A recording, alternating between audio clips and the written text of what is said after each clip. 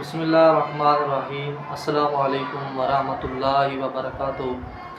آپ دوستوں کو معلوم ہے کہ ہم نے قرآن مجید کا ترجمہ اور تفسیر کا سلسلہ شروع کیا ہوا ہے، تو ہم سورہ بقرہ کی آیت نمبر 6 تک پہنچ چکے ہیں۔ آگے ہم اب اس کا ترجمہ اور اس کی مختصر تفسیر بھی سنتے ہیں۔ اگر آپ میرے اس یوٹیوب چینل پر نئے ہیں تو اس چینل کو سبسکرائب بھی ضرور کریں اور اس ویڈیو کو زیادہ سے زیادہ شیئر بھی کریں۔ اللہ تعالیٰ نے قرآن مجید میں ارشاد فرمایا ہے، ان الذین کفروا سواء علیہم انذرتہم ام لم تنذرہم لا یؤمنون۔ بے شک جن کی قسمت میں کفر ہے،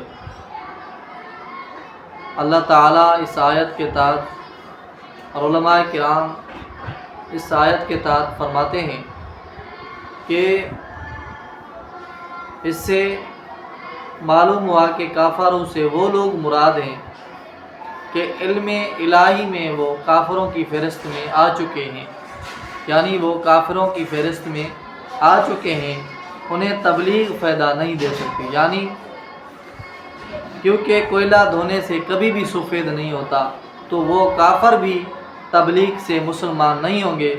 اسی لیے اللہ تعالیٰ نے فرمایا کافر سواء علیہم، انہیں پر برابر ہے،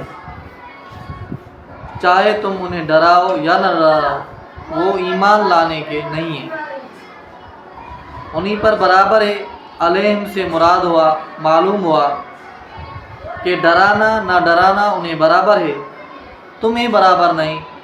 وہ تبلیغ سے فائدہ تو نہیں اٹھا سکتے، لیکن تمہیں تبلیغ کا ضرور فائدہ ملے گا۔ اللہ تعالیٰ تمہیں تبلیغ کرنے کا ضرور ثواب عطا فرمائے گا، کیونکہ وہ نجس العین ہے۔ نجس العین چیز کبھی بھی پاک نہیں ہوتی، جیسے کوئلہ دھونے سے کبھی بھی سفید نہیں ہوتا، تو اسی لیے ان کو تبلیغ کچھ فائدہ نہیں دے گی، لیکن آپ کو ضرور فائدہ دے گی اور اللہ تعالیٰ آپ کو ثواب ضرور عطا فرمائے گا۔ چاہے تم انہیں ڈراؤ یا نہ ڈراؤ، وہ ایمان لانے کے نہیں ہیں۔ علماء کرام فرماتے ہیں یہ کہ آیت کریمہ ابو جہل ابو لہب کے متعلق نازل ہوئی ہے، یعنی جن کے مقدر میں ایمان سے معرومی تھی وہ کبھی بھی مسلمان نہیں ہوں گے۔ اس سے اشارتاً یہ معلوم ہو گیا کہ اللہ تبارک و تعالیٰ نے اپنے حبیب کو لوگوں کے خاتمے، شقاوت و سعادت، یعنی کس انسان کا کس پر خاتمہ ہوگا، کون شقی ہو کر مرے گا اور کون نیک بخت ہو کر مرے گا اور کون بدبخت ہو کر مرے گا، اللہ تعالیٰ نے یہ اپنے حبیب کو علم عطا فرما دیا ہے۔ تو لہذا اللہ تعالیٰ نے اسی لیے علیہ کا نہ فرمایا، یعنی جس سے ایمان لانے کی امید بھی نہ ہو انہیں بھی تبلیغ کی جا سکتی ہے، انہیں تو کچھ فائدہ نہیں دے گی، لیکن ہمیں تبلیغ کا ضرور ثواب ملے گا۔ ختم اللہ علی قلوبہم وعلی سمعہم وعلی ابصارہم غشاوہ ولہم عذاب عظیم۔ اللہ نے ان کے دلوں پر اور کانوں پر مہر کر دی، ان کی آنکھوں پر گھٹا ٹوپ ہے۔ یعنی اس آیت کے تحت علماء کرام فرماتے ہیں کہ ان کی بدکاریوں کی وجہ سے، ان کے کفر کی وجہ سے، ان کے گناہوں کی وجہ سے وہ کبھی بھی ایمان نہیں لائیں گے، تو اللہ تعالیٰ نے ان کے کانوں پر، ان کے دلوں پر اور ان کے منہ پر مہر ثبت کر دیے کہ وہ کبھی بھی ایمان نہیں لائیں گے۔ جیسے تو اس سے یہ کوئی نہ سمجھ لے کہ کافر جو ہیں وہ مجبور ہیں اور وہ بے قصور ہیں، وہ بے قصور بھی نہیں ہیں اور مجبور بھی نہیں ہیں، انہیں ایمان لانا چاہیے اور رسول اللہ صلی اللہ علیہ وسلم کی تبلیغ اور اس دعوت کو مان لینا چاہیے۔ وَلَهُمْ عَذَابٌ عَظِيمٌ، اور ان کے لیے دردناک عذاب ہے، ان کے لیے بڑا عذاب ہے۔ آگے اللہ تعالیٰ نے فرمایا وَمِنَ النَّاسِ مَن يَقُولُ آمَنَّا بِاللَّهِ وَبِالْيَوْمِ الْآخِرِ وَمَا هُمْ بِمُؤْمِنِينَ۔ اس کا ترجمہ یہ ہے، اور کچھ لوگ کہتے ہیں کہ ہم اللہ اور پچھلے دن پر ایمان لائے، اور وہ ایمان لانے والے نہیں ہیں۔ اس آیت کے تحت علماء کرام فرماتے ہیں کہ تین قسم کے لوگ ہیں، ان میں سے پہلا مومن ہے، دوسرا کافر ہے، اور تیسرا جو ہے وہ منافق ہے۔ اس آیت سے یہ معلوم ہو گیا کہ تین قسم کے لوگ ہیں، ایک منافق، ایک مومن اور ایک کافر۔ مومن وہ ہے جس کے دل و زبان میں ایمان ہو، اس کو مومن کہتے ہیں۔ کافر وہ ہے جس کی زبان پر کفر ہو، اس کو کافر کہتے ہیں۔ اور منافق وہ ہے جس کے دل میں کفر ہو مگر تقیہ کر کے وہ زبان پر اسلام ظاہر کرے، اس کو منافق کہتے ہیں۔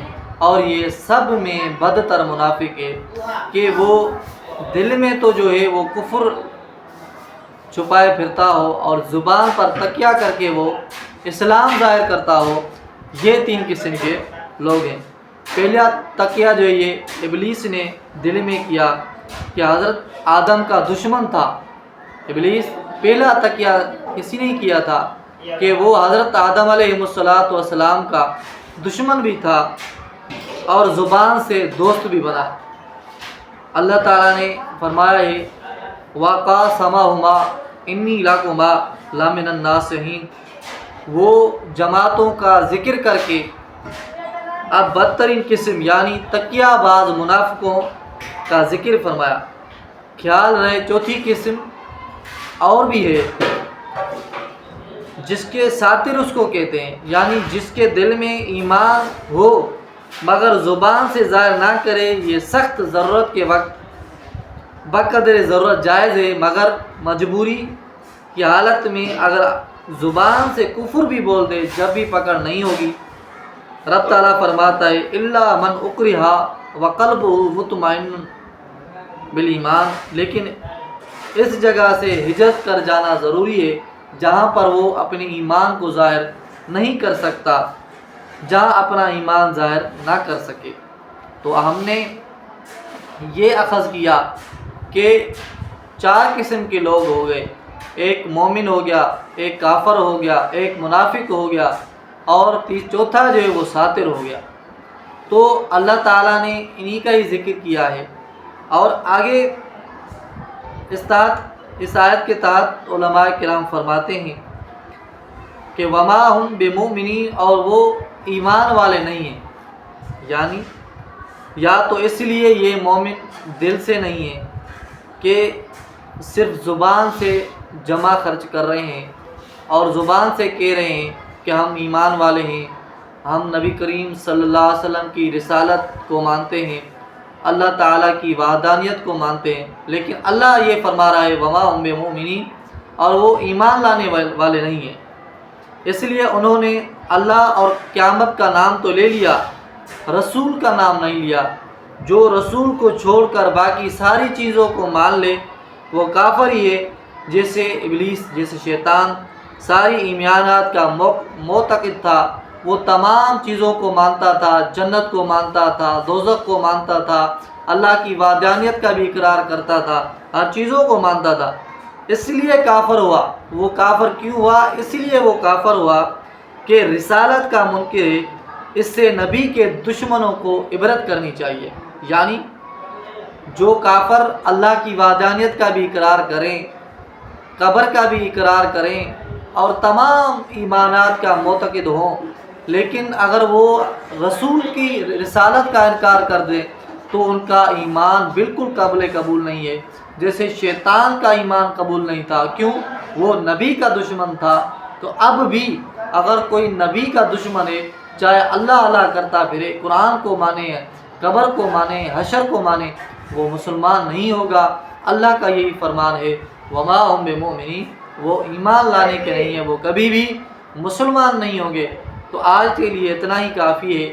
اللہ تعالی ہمیں رسول اللہ صلی اللہ علیہ وسلم پر صحیح معنی میں زیادہ شیئر کریں۔ تاکہ ہم آپ تک اور بہت ساری معلومات پہنچا سکیں۔